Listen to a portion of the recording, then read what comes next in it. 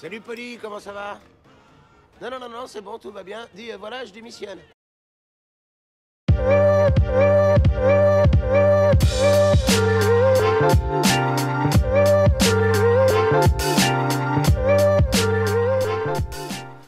Et bonjour à tous et bienvenue sur la chaîne de l'Hexamone Crypto. Nous sommes le mardi 29 octobre 2024, il est 7h30.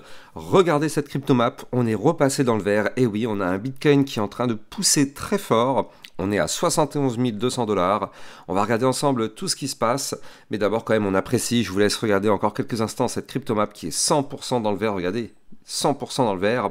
Allez, on s'installe confortablement, on va regarder bien sûr le Bitcoin, on va regarder les news, on va regarder aussi les altcoins. Allez, on démarre cette vidéo directement avec le calendrier macroéconomique. Calendrier macroéconomique, aujourd'hui on va avoir à 15h la confiance des consommateurs, donc la conférence board, ainsi que le rapport GOLTS par rapport aux nouvelles offres d'emploi de septembre. Et on va se diriger doucement mais sûrement vers le PIB trimestriel demain, le stock de pétrole brut, ainsi que jeudi, des informations très importantes par rapport à l'inflation avec le PCE Core. Donc ouais, ça va être très intéressant cette fin de semaine. Allez, on va regarder rapidement les news. Alors, du côté des news, on a eu un petit village de pêcheurs norvégiens qui installe un site de mining de Bitcoin qui utilisera l'hydroélectricité. Le site de minage de la société Sam Mining de 350 m² sera mis en service le 1er décembre dans l'un des plus grands bâtiments de la ville, qui est l'ancienne chaudière à mazout. La chaleur est une ressource très critique dans cette région du monde. C'est moins de 20 degrés Celsius pour de grandes portions de l'année. Une partie de cette chaleur des machines va en fait être détournée vers le poisson sec qui fait partie de l'économie locale. Donc franchement, très très bien, très bonne initiative. On verra bien ce que ça va donner. On a eu aussi Bisabank, la 4e plus grande banque de Bolivie, qui lance un service de stablecoin en USDT, exigeant que toutes les transactions passent par son compte et soient soumises à un strict KYC. Donc ça, de toute façon, vous le savez, hein, maintenant, c'est devenu une sorte de norme. Hein. Il y a un contrôle vraiment maintenant mondial sur qu'est-ce qui se passe du côté, effectivement, des actifs numériques. Et donc, forcément, ça passe par les KYC. Donc, c'est vrai que il y a encore quelques outils qui permettent de ne pas utiliser de KYC, mais au bout d'un moment, il y a la question du retrait qui se pose.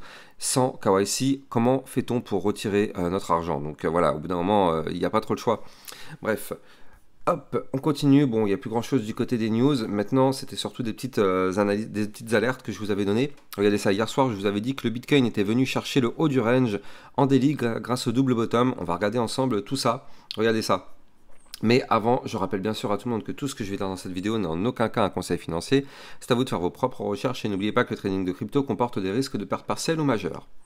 Alors du côté du Bitcoin, justement, on a fait quelque chose de vraiment techniquement très très propre hier. C'est-à-dire que, alors attendez, je vais chercher mon Bitcoin, voilà, parfait. Le Bitcoin a fait exactement ce qu'on voulait voir, c'est-à-dire, hier, vous le voyez, on avait fait la clôture pile poil hier sous le haut du range. Souvenez-vous, je vous avais parlé ici d'un double bottom, premier bottom, deuxième bottom. Je vous avais expliqué que ça, c'était une figure chartiste de retournement haussier et que la target du double bottom, c'était d'aller chercher ici les 69 932 qui correspondent au haut du range. Donc ça, c'est ce qu'on avait pu anticiper sur ma chaîne YouTube depuis même dimanche soir, hein, parce qu'hier dimanche soir, je vous avais fait un flash spécial sur le Bitcoin. Et donc là, c'est exactement ce qu'on a fait, vous le voyez. Hier, on a clôturé pas n'importe où, on a clôturé pile poil juste en dessous du haut du range. Vous le savez, c'est une zone de résistance. Et aujourd'hui, qu'est-ce qu'on est en train de faire? On est en train de casser ce range. Alors, j'insiste sur le en train de, parce que vous le savez, la journée ne fait que démarrer. Or, pour valider la cassure, il va nous falloir une cassure au-dessus du fameux niveau clé que je vous ai donné, donc les fameux 69 939.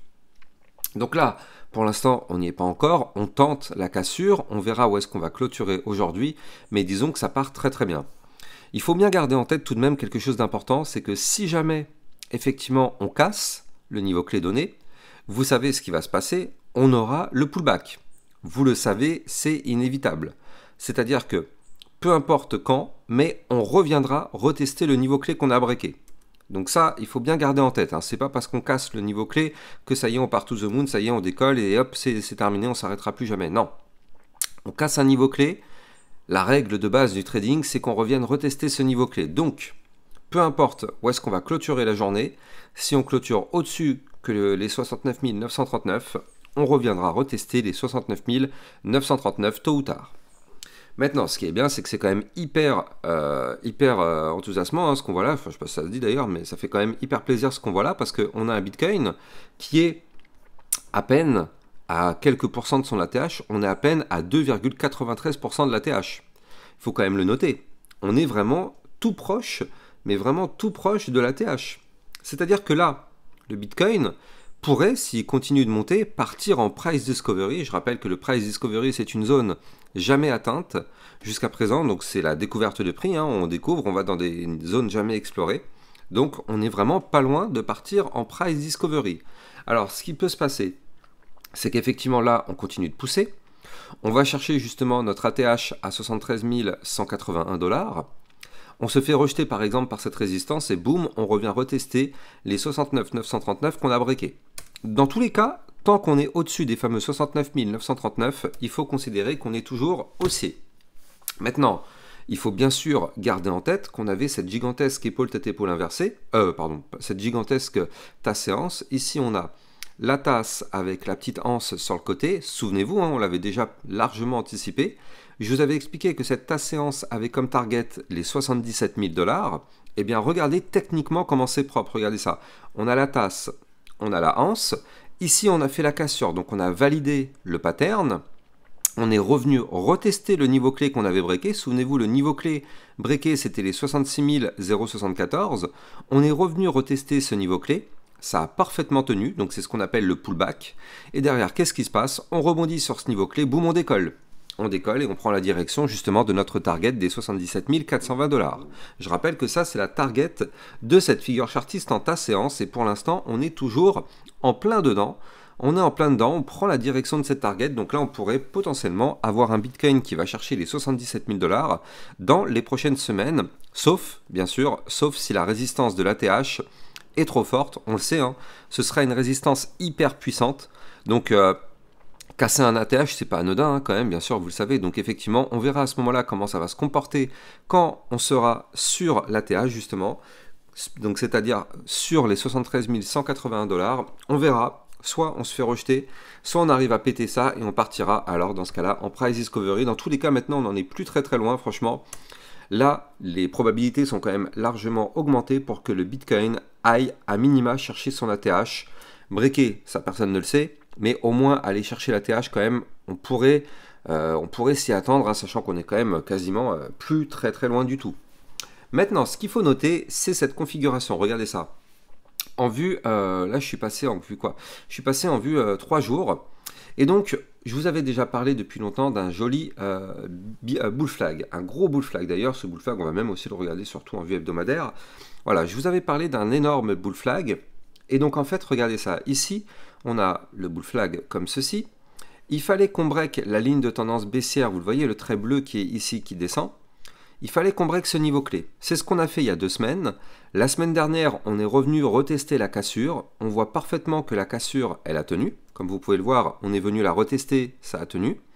Et qu'est-ce qui se passe cette semaine? Eh bien, on pousse et on va chercher justement eh bien, les niveaux clés plus hauts. Et donc justement, on est vraiment plus très loin. Ah pardon, l'ATH en fait c'est 73 833, pardon. Donc là, on est plus très loin. Maintenant, d'aller casser en vue hebdomadaire le haut du range. Le haut du range hebdomadaire qui se trouve à 71 903. Donc ça, ce sera quand même une résistance assez importante. Et si jamais on arrive à péter cette résistance, alors dans ce cas-là, bien sûr, vous l'avez compris, ce serait la direction de l'ATH par la suite. Donc là, en vue hebdomadaire, on est vraiment tout proche de breaker des niveaux clés. Ce qui est très intéressant, c'est qu'avec ce bull flag, on le sait, on peut monter très fort, aller chercher pourquoi pas les 80, 90, peut-être même les 100 000 $. Ça, ce sera potentiellement des niveaux clés qu'on pourrait atteindre. Bien sûr, ça va prendre des mois et des mois. Hein. Il ne faut pas croire que ça va se passer comme ça en 2 jours. Ne soyons surtout pas naïfs. Mais en tout cas, à partir du moment où on valide ce bull flag et qu'on casse l'ATH, alors effectivement, ce seront des niveaux clés qu'il faudra garder en tête parce qu'on pourrait effectivement aller les chercher. Maintenant, ce qu'il faut noter, c'est que là, depuis 3 semaines sur le Bitcoin, on est sur un momentum contrôlé par les bulls. Donc ça, c'est excellent. C'est excellent parce que ça permet justement à notre Bitcoin de reprendre de la force. Et donc là, ce que je voulais vous montrer aussi d'ailleurs, j'ai oublié de vous en parler, mais il y a ça. le ratio long-short. Regardez, on a actuellement un ratio de 37 pour les longues, 62 pour les shorts. Vous avez compris? Ça veut dire que là, on peut parfaitement avoir un short squeeze qui permettrait de pousser encore plus fort, parce que vous le savez, normalement, on est censé avoir un certain équilibre du côté de ce ratio long-short. Or, là, actuellement, le ratio est beaucoup plus orienté sur les shorts. Donc, qu'est-ce que le marché aime bien faire en général? Liquider là où il y a plus à liquider, c'est-à-dire liquider les shorts. Et donc, pour liquider les shorts, qu'est-ce qu'il faut faire? Il faut monter. Donc là, ça pourrait être effectivement très encourageant, cette information qui est là. Très encourageant parce que ça pourrait nous donner l'idée que le Bitcoin pourrait monter justement pour liquider le maximum de personnes et justement pousser le Bitcoin vers des prix beaucoup plus hauts. On verra ça dans tous les cas dans les prochains jours, mais là clairement en tout cas la configuration du Bitcoin est tellement magnifique, franchement ça fait vraiment plaisir, donc on va surveiller ça bien évidemment de très très près dans les prochains jours. Et puis moi de toute façon là je me sens un petit peu mieux, j'avais fait une intoxication alimentaire hier, donc j'hésiterai pas à vous refaire comme vous le savez comme d'habitude 2 à 3 vidéos par jour, il n'y a pas de souci particulier. On va jeter un coup d'œil sur les altcoins avec la crypto Injective. C'est une crypto que j'analyse très régulièrement dans le club LexaRocket, donc n'hésitez pas déjà de base, si vous voulez des vidéos très très régulières concernant cette crypto, mais concernant les autres, le CKB, le Tao, le Render, le Jasmy, voilà, tout ça c'est des cryptos et encore plein d'autres qui sont analysés régulièrement dans le club LexaRocket. Vous avez bien sûr le lien du club LexaRocket en description de cette vidéo. Donc là, du côté de la crypto Injective, on était passé sous une ligne de tendance haussière ici, vous le voyez, ce trait bleu, c'était pas forcément bon signe. Et au final, on est en train de tenter de réintégrer, de repasser au-dessus de cette ligne de tendance haussière, donc ça c'est plutôt bien. Il faut absolument clôturer la journée au-dessus des 19,60 et même si possible, récupérer ce ruban de moyenne mobile. Donc il faudrait qu'on arrive à récupérer la zone des 20,82 $, ce qui nous permettrait de récupérer le ruban de moyenne mobile et donc de repasser par définition haussier. Vous le savez, quand on est au-dessus du ruban, on est haussier, il n'y a pas plus simple comme indicateur. Donc là, il va falloir surveiller ça de très très près parce que là, d'un côté, cette crypto est vraiment hyper intéressante à surveiller et on n'est pas très très loin non plus de la ligne de tendance baissière. Vous la voyez ici, hein, cette ligne de tendance baissière. Donc là, si on casse cette ligne de tendance baissière, par contre, là, on pourrait partir, pas to the moon, mais on pourrait partir chercher des points beaucoup plus hauts. Donc si on arrive dans les prochains jours à récupérer la zone des 22,17 $, alors dans ce cas-là, du côté de la crypto Injective, on pourrait pousser pour aller chercher effectivement les 23,89, puis les 27,13, voire même les 29,73. Bon, de toute façon, on continuera de surveiller et d'aller chercher les prochaines targets dans le club LexaRocket sur cette crypto. On va continuer sur le Solana. Alors le Solana c'est pareil, hein. Celle-là on l'a largement anticipée. Je vous avais dit qu'elle était complètement crypto pépite depuis plusieurs jours. Et effectivement, c'est toujours le cas, regardez ça. Hier, on a cassé le dernier point haut. Donc il fallait absolument qu'on break les 177,60. Et donc c'est ce qu'on a fait. On a cassé ce niveau clé, donc qu'est-ce qui se passe? Eh bien le Solana qui pousse et il va chercher la résistance. Je vous avais dit qu'on avait une résistance juste au-dessus de la tête à 180 $. Boum, on est actuellement en plein dessus. Donc pour l'instant on est bloqué, on n'ira pas plus haut tant qu'on ne break pas cette résistance. Mais tout de même, il faut noter que là la configuration est largement haussière pour le Solana, donc ce ne serait pas du tout étonnant d'aller chercher les 191 $ qui, je le rappelle, est la prochaine zone de résistance en passant par une petite résistance intermédiaire des 184. Puis on aura les 197 et le haut du range qui se trouve quant à lui ici à 204 $. Donc là, ce seront les prochains niveaux clés à venir chercher sur le Solana. Franchement, la configuration est très propre. Je rappelle qu'on a ici une épaule, tête, épaule inversée. Ça, c'est une figure chartiste haussière. On va calculer ensemble la target, mais je crois que c'était les 204, on l'avait déjà calculé ensemble. Non, même pas, la target, en fait, c'est les 196 $. Donc effectivement, on n'est plus très très loin de la target de ce pattern. Donc on va surveiller ça de très très près, bien sûr, sur le Solana, mais clairement, elle est et elle reste toujours une crypto pépite. Allez. Je vous rappelle que vous pouvez trader toutes ces crypto-monnaies en utilisant mon lien de parrainage Binance en description de cette vidéo qui vous permet d'obtenir un bonus à vie sur vos frais de trading et de trader sur une plateforme sécurisée vu qu'elle est enregistrée PSAN auprès de l'AMF. N'oubliez pas de liker, commenter, partager et abonnez-vous à la chaîne YouTube pour recevoir tous les jours ce type de vidéos. Moi je vous souhaite une bonne journée, je vous donne rendez-vous tout de suite dans le club LexaRocket pour analyser d'autres cryptos. Ciao ciao.